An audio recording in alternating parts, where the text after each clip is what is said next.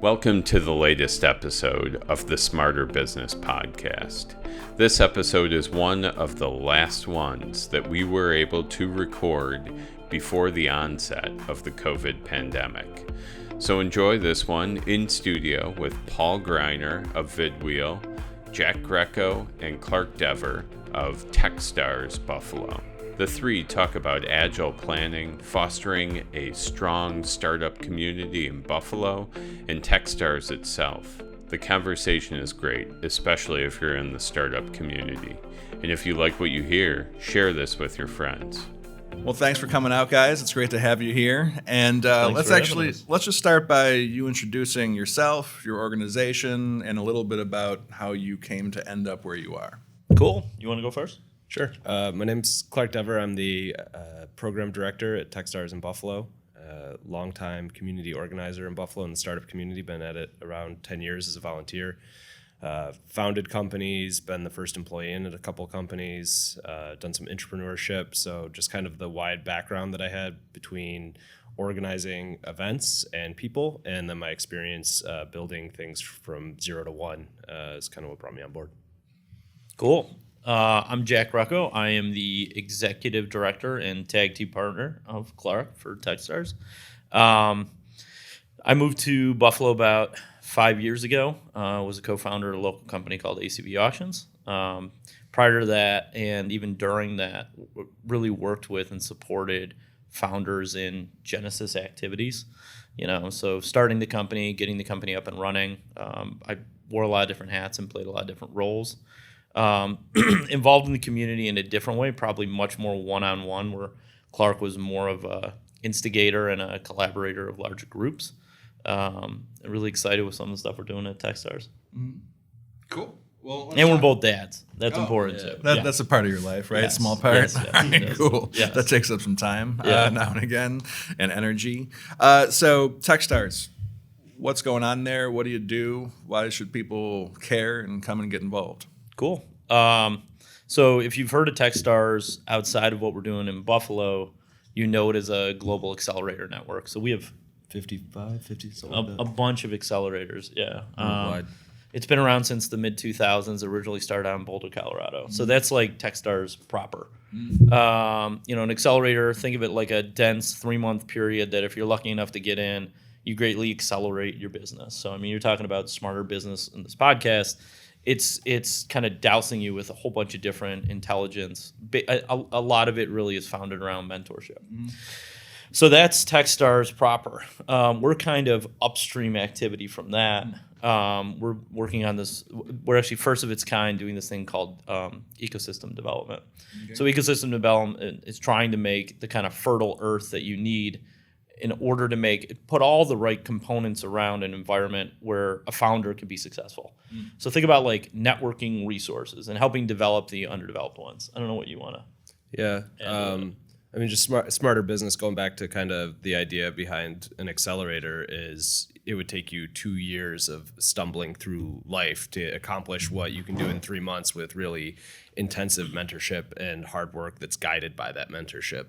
So the extension into the ecosystem development play that we're doing is taking that concept and trying to provide it kind of openly to a whole community. A lot of what I talk about is we spend time working one-on-one with people in order to create leverage that we can use to lift the whole community. So by creating very meaningful relationships and helping individuals and hopefully inspiring some people to take the reins and build new groups and new activities, we get this force multiplier effect that hopefully lives beyond when our contract ends. Yeah. Cool. Well, we're into the ecosystem now, so I got 2 questions about that. Let's go with Pat first. So we had Pat Whalen on here a while back. Good man. And you get some stuff done, get some things set up. And one of the things he talked about was in the mentoring world, how there are certain things, and he had done some of them like the CEL, for example, at UB, right? Where it's structured mentoring. You're supposed to be getting mentoring and reacting from people who have been through it. You're assigned a mentor and a mentee, and there's that world, right? But then there's peer-to-peer. There's other people who are in similar situations, but maybe are bringing different skill sets and different perspectives. Pat's view was, while the structured has a certain place and a certain value, that he got way more in his experience of other entrepreneurs, is they got way more out of the peer-to-peer style, right? That we're in it together versus the here's your mentor, hope you click. So, and obviously you've been involved with a whole bunch of different things. What's your experience in that? Would you agree, disagree, and what would you add? So if you go and look at, we released a document from Endeavor, who is a research partner of ours, and they went and they mapped the network of all the high growth companies that are technology enabled in Buffalo for the past 10 years. And the most influential company in that time period was Z80 Labs, the incubator. So I believe that supports a lot of what Pat's saying, because if I was, as a Z80 Labs graduate, and Jack is too, I think the most impactful thing that we received out of that wasn't necessarily the funding or the guidance. You know, we got to meet a couple cool people along the way as mentors, but really it was the peers that were a couple months ahead of us, a couple months behind us, that we could go to and say, you know, who are you talking to about raising this money? What's the term sheet look like? What are you doing for your go-to-market? Or just, hey, I'm in this and I'm out on the road doing trade shows and I've met the perfect person for you. Let me introduce you. Right. So by creating that peer network, there's externalities that you just can't get out of a one-to-one relationship. Yeah. But I think both are important. Yeah, right. They both have their place. One's got a little more impact and long-running impact, and you build relationships, right, which can go wherever they go. And think about it. I mean, so Pat's a guy who started a company out of, you know, really with a high school education, right? So I mean, like he already doesn't come from like that structured type environment. You know, like worked for a large group, saw an opportunity, left, came back, and you realize along the way that, I mean, what mentorship is friendship. It's a different one of the ships, right? And it really matters if you give a shit about your fellow man or woman or whatever, or organization. And so like this whole concept is it's mutualistic, right? Like it's mutually beneficial. And so, yeah, I the other thing that will come out of that, well, knowing when this is going to be pushed out, that you will have already seen come out of the Endeavor report, is that, especially in Buffalo, we have a lot of institutions doing the organized things. A little bit like arranged marriages. Not that they don't work, you know, but they're a particular structure to it. It's more of this kind of like invisible hand. You know, Clark and I had this conversation earlier today. Are we an institution, or are we this like interstitial gas that kind of fits around everything and makes it feel a little bit closer, right? And the truth is, the community is that. The community is all the things, maybe all the unnamed organs, right? But it's what kind of keeps everything in place and everything moving. It's the energy, right? Yeah. So The one, before we wrap on this topic, the one thing that I'd like to add is that it's, you know, very, like if I look for an individual mentor, it's usually to solve a specific problem I'm having, and I look for the most experienced person that I can find with that, in that domain of that problem, right? There's getting assigned a mentor is very hard and doesn't always work, because you have to bias all information you receive based on the source, right? And so every mentor has their own life experience, and they're going to tell you the solution that they believe or share their experience, and that's going to shape your view a certain way.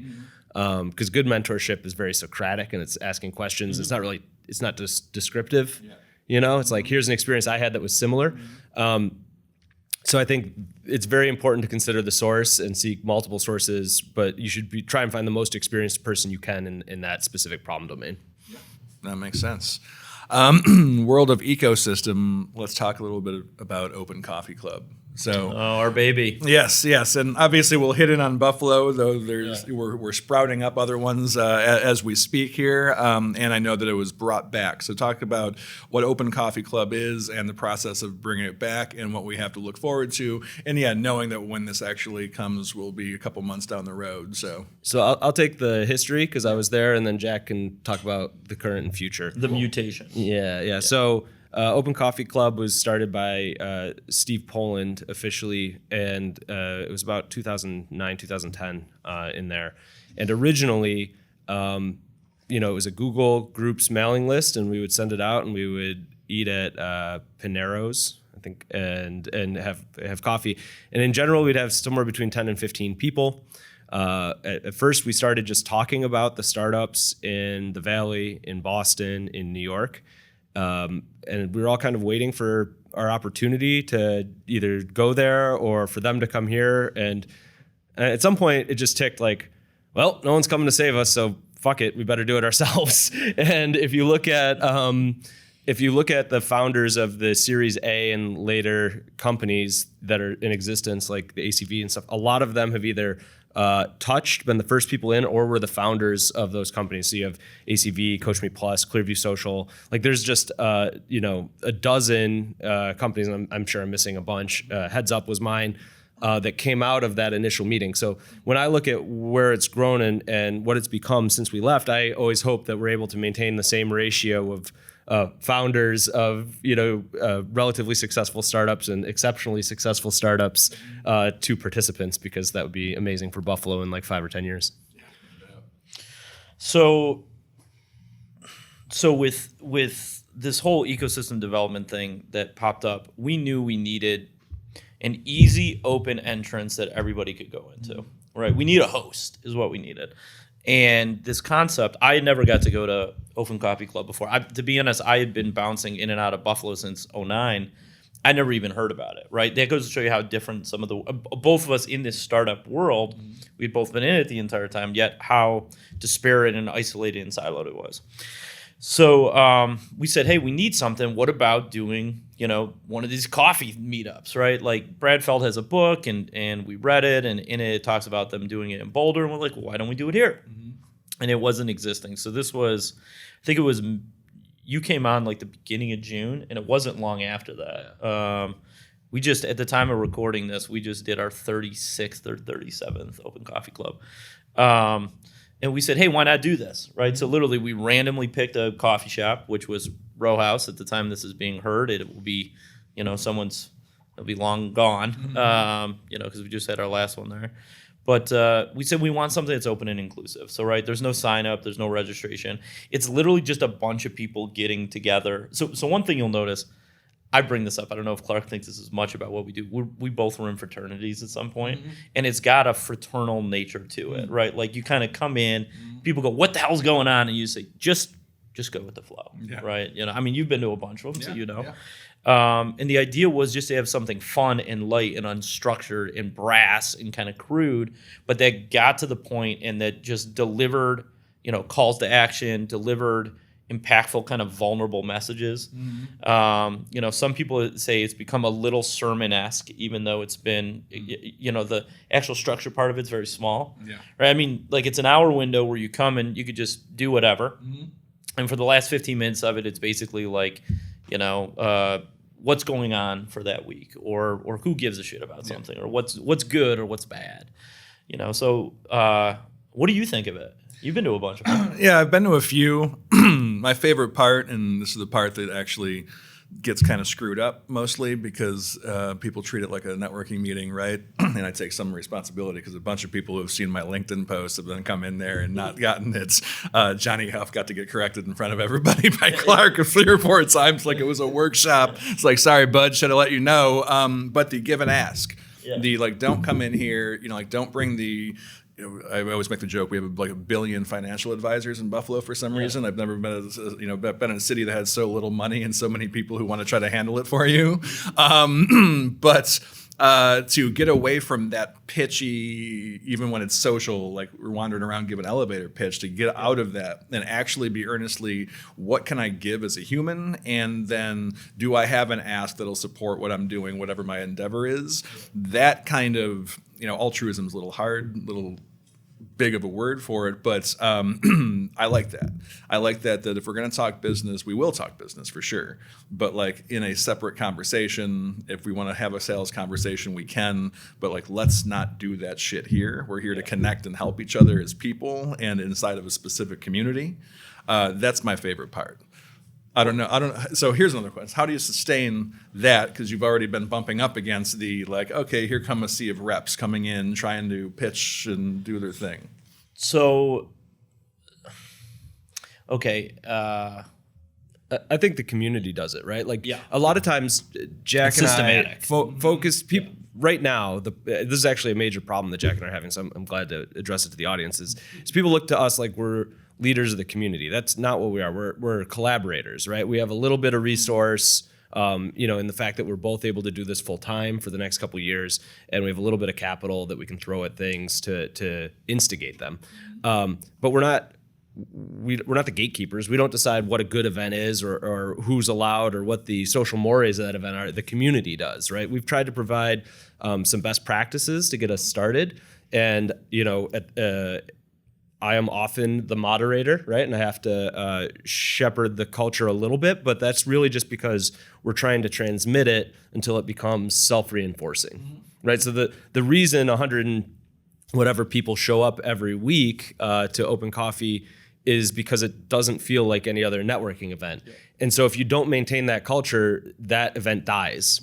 And so that's why it's up to the community to train the people who come based on your recommendations, brief them when they come in, and then gently correct them when it's there. It's like, hey, I understand this is how it works outside of this room. That's not how it works in this community. Yeah.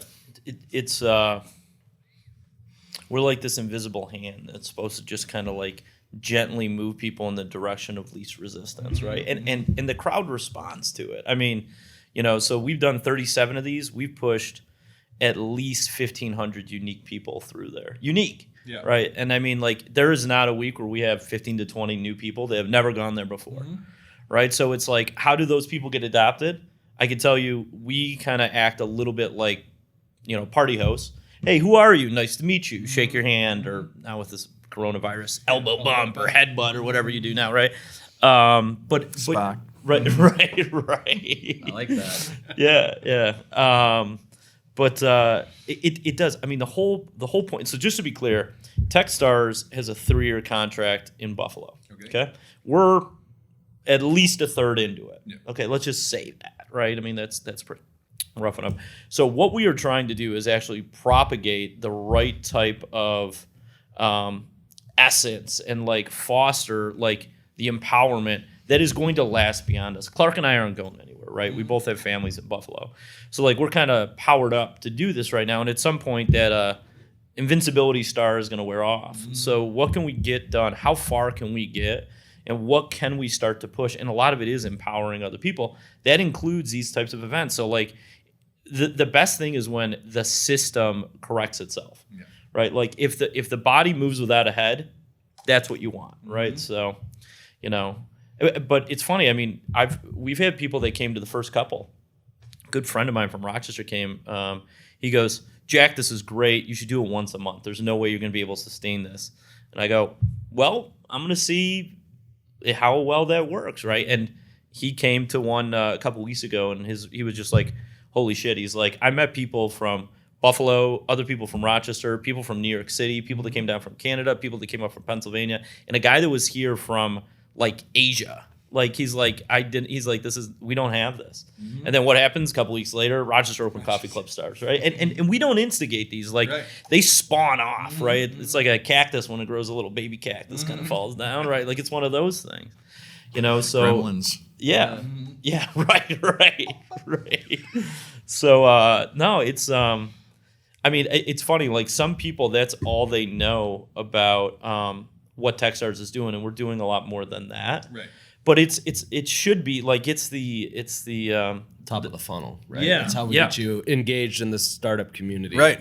Yeah, and it seems to be doing great at that because, I mean, I know I've been surprised by just what I've put out, and which is just on LinkedIn. I mean, there have been, tens of people who either comment or message me directly or email me saying, and it's always funny, right? Because there's always the information right there, and it's like, oh, when is this? And it's like, cool, it's up there, but yeah, here's when it is. And for the most part, they all come. It's not even the fake interest where it's like, oh, that looks cool until I forget about it next week. They put it in the calendar and they show up, which is something in this area to be able to do an event every week. Because I've, consulting wise, right, I would have said the same thing early on, like, yeah, you want to move this to a monthly. Good luck sustaining it. Hey, don't use all your ammo at once, right? Exactly. No, but I think you use this concept like, look, we're not trying to put things out there that are cool, but they are, right? I mean, like, And we also thought like, hey, if this, I mean, at the time of recording this, 3 others have spawned off in Western New York, and there's 2 other ones we're talking about. And we're just saying, hey, look, like all we do at Arts, people go, how do you do it?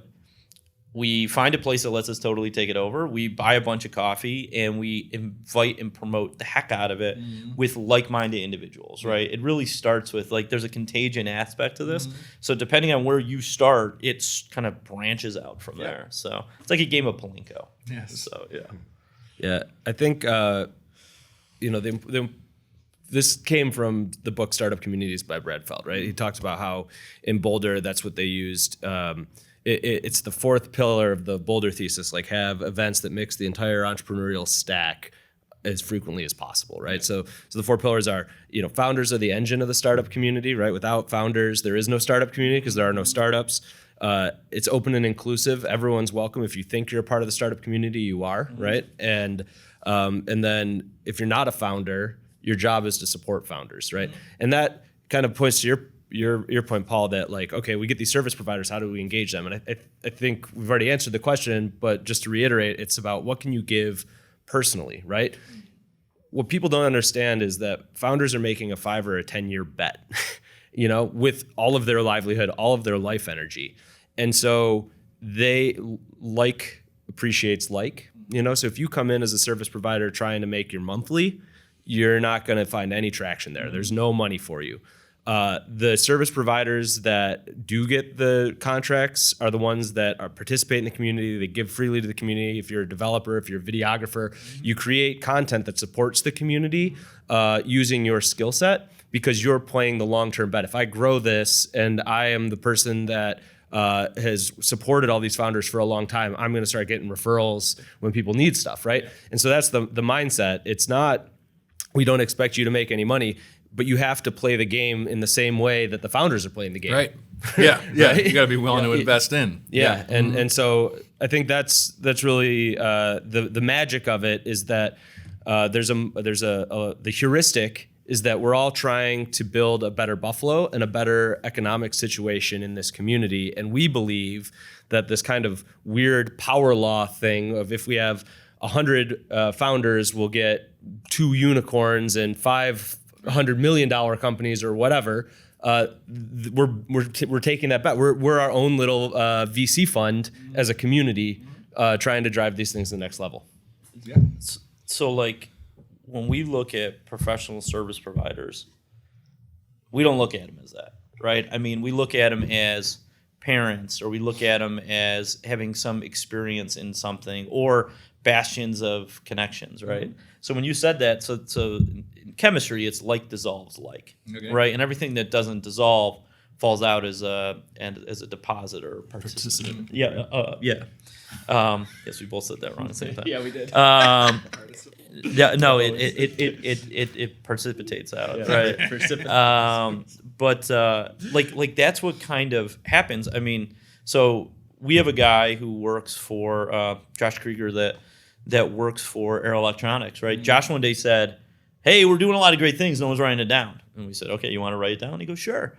Now he's technically a service provider. I mean, he didn't start a company, but he sits there. I have never heard him once talk about Aero Electronics, but I'll tell you who sells him.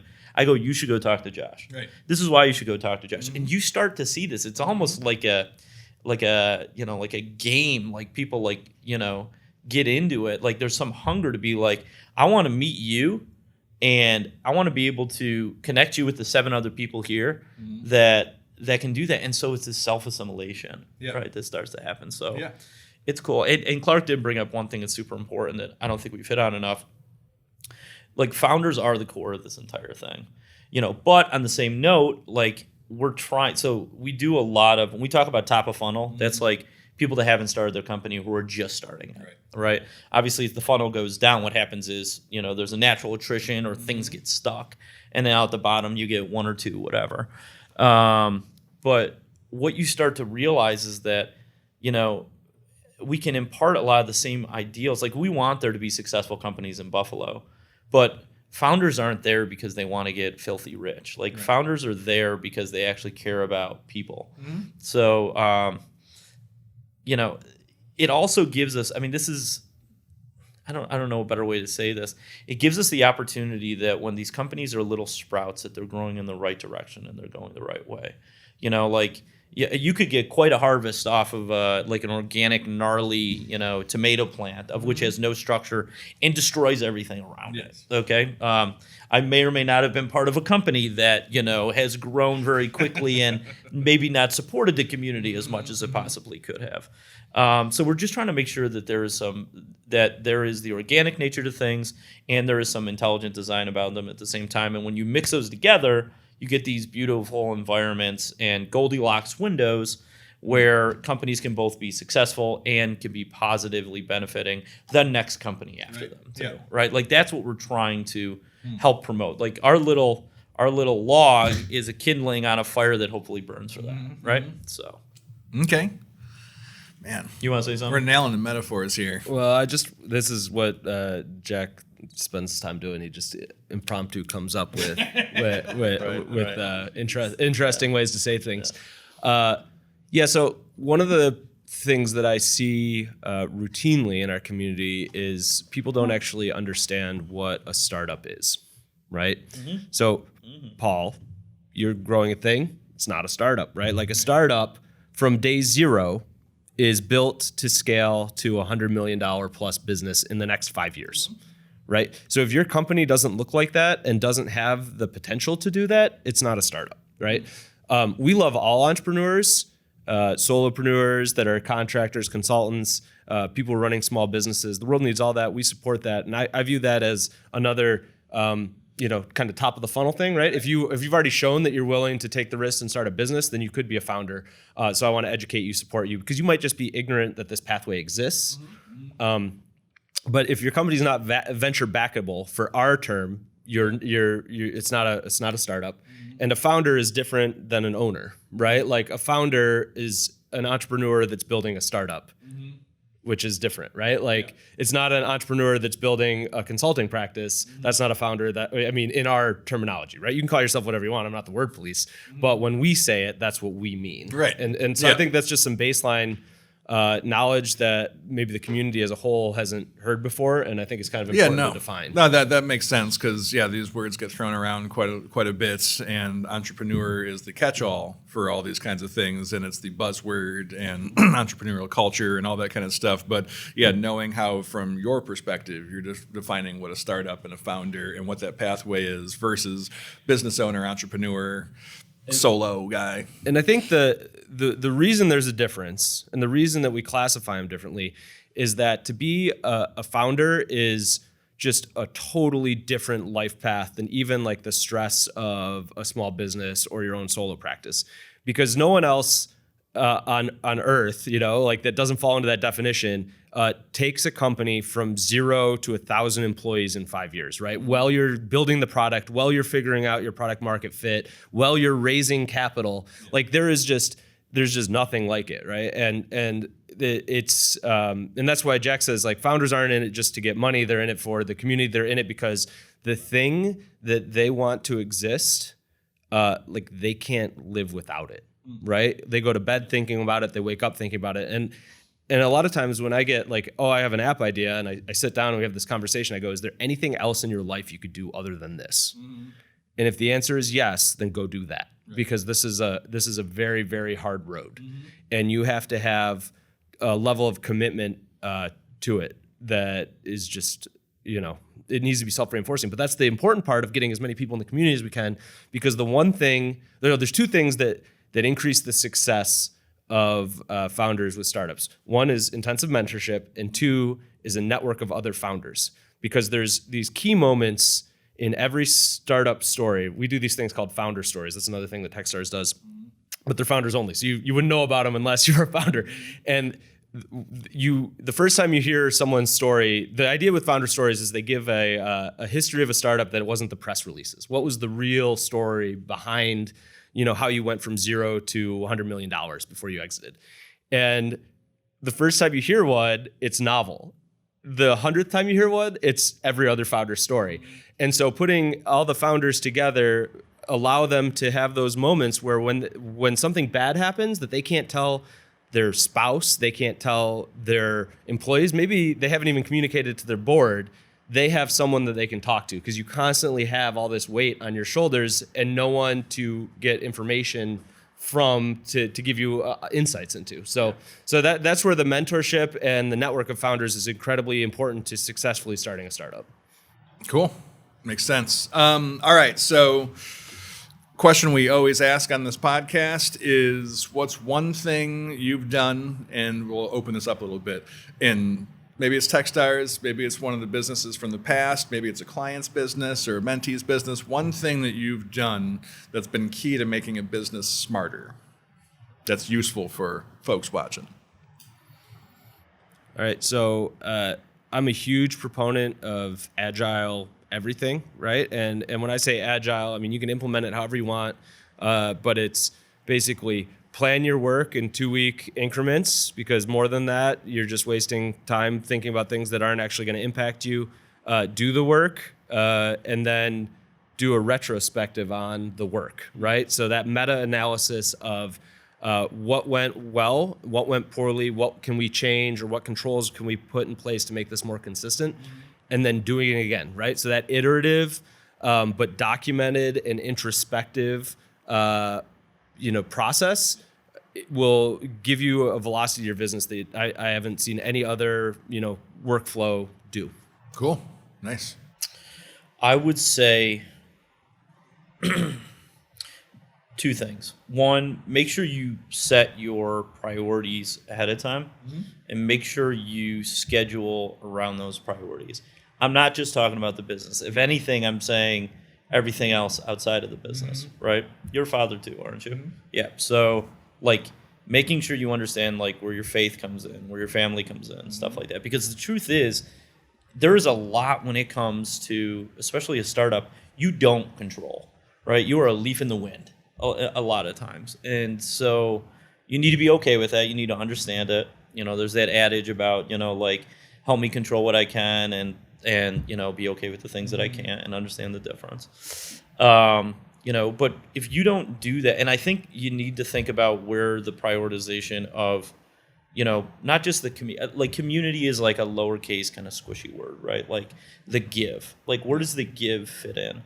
And understand everything has a season, right? Just to be clear, if you were the founder of a high growth startup company, you will not be running that company forever. You will not be passing it on to your children. You will not be there for 50. That's not what happens. So appreciate things for what they are a little bit. I mean, I think in the step back macro sense, understand what you are doing and why you're doing it. And if ever that doesn't align with you, be able to be confident and strong enough to be able to pivot, right? Not just with, wow, this business isn't working, I've got to kind of do it a little bit different way. But maybe it's my life's not working. Maybe it's that I'm improperly prioritizing things. Yeah. So that's what I think. I mean, make sure you know where you keep your eyes. Cool. That's a theme on this podcast, the priorities over everything else. Know that going in, and then let the rest sort itself out around what actually matters to you. Yeah. I mean, we all only have so much, time is the only resource. You got to realize that, right? I mean, we all have the ability to love unconditionally and care unconditionally and think about things unconditionally and go deep or wide, but it all comes down to time. Yeah. And if you don't understand what you're doing with your time, you don't understand anything. And, that does not always move hand in hand and in lockstep with a direct correlation with the success that the world may be seeing, right, or your employees may be seeing, or your family may be seeing. Make sure you understand the trajectory you're going more than your actual position. Nice. So. Awesome. So if people want to reach out to you, find you guys, find Techstars, participate in some way, where do we find you? We hang out at the bars downtown. No, I'm joking. You can push out all of our contact info through this. You guys can always find us at Buffalo Open Coffee Club. There are a bunch of open publications like openofficetime.com. That was something the community started, where both of us, in addition to probably about 70 or 80 other people at the time of this, have open office hours at least once a month on there. Anybody can go on and book out 15 minutes with any one of us. and look out for some of the events that, and again, we try and support everything in the community. So if there are community events, you may see us at them. Again, there's only 2 of us, and we still only have 24 hours in the day. But you can always find us around stuff like that. Yeah, and if you go to WNYStartupCommunity.com, you can invite yourself to our Slack, which has about 800 people on it, all in the startup community, all engage with us. And there's an events channel in the Slack that posts everything that's happening in the startup community. So it's a great way to get engaged. Awesome. Well, thanks so much for giving the time. Because obviously you got to budget that based on what matters, right? Yeah. So we appreciate it when people take the time to come out and share what you got going on and your insights. And we're not shaking hands in this period of time in our nation right now. So I'm not going to reach out for the handshake, but thanks a lot for coming out, guys. Cool, thank you very much. Cool. Awesome. Thanks. Thank you. So that does it for this episode of the Smarter Business Podcast. We want to thank Jack Greco and Clark Dever for being on, and Paul for being the host. If you like what you heard, please comment, give us feedback. We would love to hear it. And if anything was useful, share it with your friends. Thank you.